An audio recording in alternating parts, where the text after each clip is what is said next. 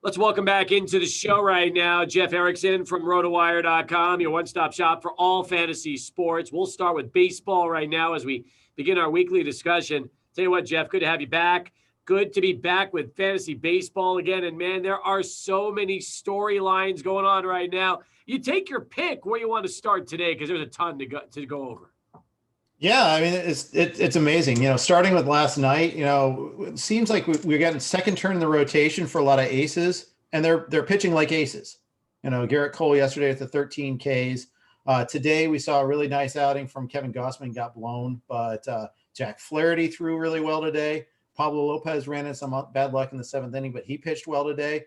Snell only went 5 innings. 2 times in a row he's gone short outings. Now, some of that was because they were trailing and they needed a pinch hitter, but a little bit of a worry point there, but you're seeing a lot of good outings from aces otherwise. I'm happy you mentioned Snell because I was expecting San Diego to take off the kid gloves and let the guy go 7-8 innings deep, but Snell runs up his pitch counts. He does. And you know always what? Has. He was I think he was like 4 2/3 for his opening start. He was already like 89 pitches when they came and took him out, much to his chagrin. I think he even had a great tweet saying you were waiting to see the F-bombs being dropped off as he was being taken out because going back to that playoff game where, he was removed and everybody was just questioning that. But, he's a guy that I'm still thinking could go 6, 7, 8 innings deep into games, and hopefully we'll see that from Snell this year. Yeah, I think there's a lot of talk about that, but like you alluded, I mean, he does run up the pitch count. He gets a lot of 3-ball counts, things of that nature. I mean, some of that's this stuff. It has so much movement. He's trying to get a lot of swing and miss, and that's the consequence of that. So I get it. And also, San Diego's got a really good bullpen. I mean, you got Pagan, you've got Kayla, you've got Pomerantz, and then on top of that, Melanson's pitching really well in a closer job. So you look at all those things, and you trust your bullpen in those instances, and they're only going to get deeper once they get Dinelson Lamet back. That means either Morihone or someone else goes into the bullpen. It's yet another good arm in there, and who knows? And someday Mackenzie Gore is going to be ready too. Nice job on Morihone. Very impressive. You've come a long way since the last few weeks. I'm proud of you. I've been working. I've been practicing every day just for this moment here. I love it. You've knocked it out of the park. Hey, by the way, Snell today, 87 pitches through 5 innings. So if you trot him out for the 6th, now you're dealing with 90 to 100 pitches, and then you're potentially running into some more risk. So, he gave up only 2 hits today in 5 innings, but he walked 4 Giants. And that's what those walks bring up the pitch count. And obviously that's something Blake Snell has to control if he wants to go deeper into games. Yeah, and there's a little bit of bad defense in this one in the first inning, which also, extended that inning, brought up that pitch count too, and that doesn't help. But you're right. And the thing is, the common managerial error is, and if you've ever played Stratomatic, you probably know this, trying to get that one more inning out of a pitcher, letting him hit when you've got a runner on base, by the way, no doubt, especially when you're trailing by a run or two, letting him hit just so you can get one more inning out of him. Just get him out there. I know, there's a desire to kind of save your bullpen, but at the same time, you're given 27 outs to make unless you go extra innings. You can't afford to, get a suboptimal at bat in there either, for that matter. Just for the payoff of having a pitcher go 3rd time through an order when he's maxed out already. I think it was the right call, right, to give him the hook. And in fact, the Padres did tie up the game in the 8th. It's still now going in the 10th, and Giants just took a lead. But it's the better way to try to win a game. Favorite stories of the opening week? Is there a better story than what Akil Baddoo is doing right now in the outfield in Detroit? That's pretty sweet. It's fun seeing a Rule 5 pick do that. Especially against his old team, his old organization. I wouldn't say team because he's never in the majors. In fact, I don't think he was even above low A. And that's one of the things about last year. Someone like Akil Baddoo might have had a really good year in the minors last year at high A, double A, and the Twins would have chosen to protect him on their 40-man roster this offseason. But you can't protect everybody. You can't see everybody in the alternate training camp site. He made these gains. Good on him. Good on the Tigers to give him a chance, and he had a great spring, and so now they're playing him. He might even be mixed league usable now. He's already usable in an AL-only league, and they have a lot of guys they can mix and match with. He might sit against lefties, but it's a fun story. Who are some other early surprises that you're really following right now in baseball? A couple. First, I want to see Jose Barrios' next start. I kind of flying the L flag on that one there. I said he wasn't a SB2. He's more an SB3 or SB4, and he was dominant against the Brewers in his first outing. Although I'll say this, check out the Brewers' numbers. They're not hitting. Castanera had 8 strikeouts and 16 plate appearances going into today. Christian Yelich already had 10 Ks. There's a lot of, the at-bats for both the Cubs and the Brewers are really struggling on this one here. So I think that's one of the things. Strikeouts across the game are high right now. They're averaging, I did an article up on the site, through last night's games, teams are averaging 9.6 Ks per team per game. That's an all-time high, and it's not even close. The highest before was 8.8. So it's not even like it's slightly above by reintroducing pitchers. It's an order of magnitude above. And it's mostly happening in the American League, believe it or not. It is, because last night, Ryan McMahon goes yard 3 times for the Rockies. Now, I know it was Coors, but at the same time, he takes over third base for Nolan Arenado, who was traded out to St. Louis. He's playing some second now, too, though, with the injury to Brendan Rodgers. But you look at what McMahon was able to do, and that's a great story because he's never really been able to get his bat on track in the big leagues like he did in the minors all those years. And you kind of wonder, could he be primed for just a breakout campaign? Yeah, well, this is kind of standard Rockies. These younger players, they kind of mix and match a lot. They don't let them play every day. It takes them a while to get developed at the major league level. And, McMahon used to be the guy that was blocked. He'd get a part-time here, part-time there. Now he's a full-on guy, except I wish they just leave him at third, leave it all alone. But I guess Josh Fuentes can't play second base. So that's how they have to move things around to make it work. But, and the same thing is kind of true with Garrett Hampson a little bit this year too. They want to see him play a little bit more frequently, and I think that's going to be the case a lot too this year. Meanwhile, Sam Hilliard's the guy that's getting platooned. He was the guy that tied the game up in the 9th inning last night off of Chris Davinsky to tie that game. Ultimately became a 13-inning marathon instead. But McMahon looked really good, and he went deep against lefties. That was the thing that caught my eye. That's really impressive. Jeff, how do you explain the Reds' offensive outburst so far this season? Well, they played the Pirates for 3 games. That doesn't hurt. I hate to be flippant, but it's kind of true. They ran unlucky. If you look at their batting average and balls in play last year, I think it was like 240 as a team. League average is around 300, which means they're running exceedingly unlucky. The exit velocity was pretty solid. But, granted, they are a 3 true outcomes type of team. They're not very fast, so they're not going to get those infield hits as often.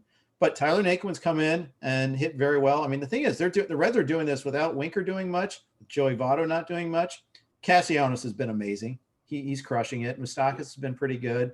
But Naquin, Jonathan India, the rookie, who's playing really well. Remember, they made this whole move to get Suarez to shortstop, so they could get India's bat in at second base. And it's paying off so far. And he made 2 good plays in the field, including one sweet relay throw today. So, that's another big key part of that. Nick Senzel's healthy right now. He had a good day yesterday. They're just kind of turning over the lineup over and over. They're going on the road finally this weekend in Arizona. We'll see. They get out of Great American Ballpark. We'll see how they do there. Back right now with Jeff Erickson. You can follow him on Twitter at Jeff_Erickson. Check him out at rotowire.com. By the way, I want to mention, let's take a quick break from baseball. You've got a podcast that you're doing now weekly, and this is something that actually caught Adrian's attention at a Rotowire. He was seeing your golf podcast talking about the Masters with a couple of colleagues, Scott and Jeff, knocking that out. Yeah, so thanks to Adrian for noticing that. Yeah, we just launched it about 4 weeks ago. It's called Gaming Golf. Please subscribe, rate, and review, as we always like to say on the podcast. It's available off of Rotowire, but it's also available on iTunes, Stitcher, you name it, your usual platform. That's important, but we'd really like you to check it out. And Jeff Ritter used to write for Sports Illustrated. Now he's with the company called Morning Read. Scott writes for Rotowire, and he's a big-time DFS player, and he likes to put in a shekel or two weekly on trying to bet winners and all that. So we try to do that. And I just played the Jim Nance role. I'm not much of a value add there, but even though I play in golf leagues and all that, but trying to get better. Do you start the podcast by going, "Hello, friends"? I wouldn't want to be sued for infringement of copyright there. I'm sure that's his gig. No, but it's fun. And Tuesday's a busy day for me. I do the radio show, then I do the golf podcast, and then a baseball podcast. And then it's always a full slate of baseball games too. So I'm scrambling to get my lineups in after I do all the recording. Back to baseball for a second. Are there any offensive explosions early that you did not expect, at least out of the gate like this? Oh, I mean, Nate Lowe, I thought he'd do well as a full-time player, finally getting that chance, but not to this extent, certainly not. That's been awfully nice. I don't have a whole lot of him. I think I have one share of him in 17 leagues. So that's a bit of a fail on my part. It's so hard to draw conclusions, pro or con. I'd like to see the Cardinals move Dylan Carlson up in the order. That grand slam today will probably help us in that regard, because they need some more power in the middle of that lineup. He had gotten off to a little bit of a slow start, but I think he's homered the last 2 days. So that's a guy I've been pretty big on. I wish I had more of him again, too. How about pitchers? You mentioned a couple of the big names early on. Anybody else that really caught your attention, at least early? Sandy Alcantara built off a big spring training. He's had 10 strikeouts in each of the first 2 games. No wins to show for it, but that's kind of the Marlining is going there. He gave up 3 runs, 2 earned yesterday in 1 inning, and it was an infield single on a comebacker that deflected off him. That might have been a double play. And then it was a walk, which is his fault. And then a pass ball where Alfaro just got crossed up. That was horrible. And then a weak ground ball where Anderson didn't even look home.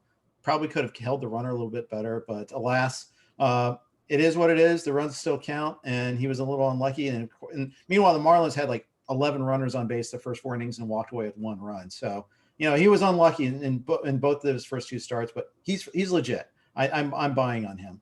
Awesome. As far as injuries go, the Fernando Tatis Jr. injury was a scary, scary thing to watch. And, we've seen that left shoulder with other things develop, the throw where he just walked off the field in spring training. Yep. And obviously watching him swing the bat violently and then crumbling down to the ground, you're just thinking for the worst. The good news is it's not going to require surgery yet. But that seems like something that he should probably look to repair some offseason, so he's not going to be dealing with this for the rest of his career. And I'm not even entirely convinced it's not going to need surgery this year. I think they're putting on a brave face right now. I'd be stunned if he's back in 10 days and at full capacity. I really would. And I think the chance of a re-injury is so high. We had Stefania Bell on our show. She's obviously a licensed PT, works for ESPN now, used to write for us. And she was pretty pessimistic about him for the rest of this season. I mean, he could just let the swelling go down and it could heal. But first of all, I don't think they realized how bad it was in the first place. Secondly, you hate seeing those non-contact injuries, even on swings. I don't know if you remember Dean Palmer. That was probably the worst swing and miss injury I've ever seen.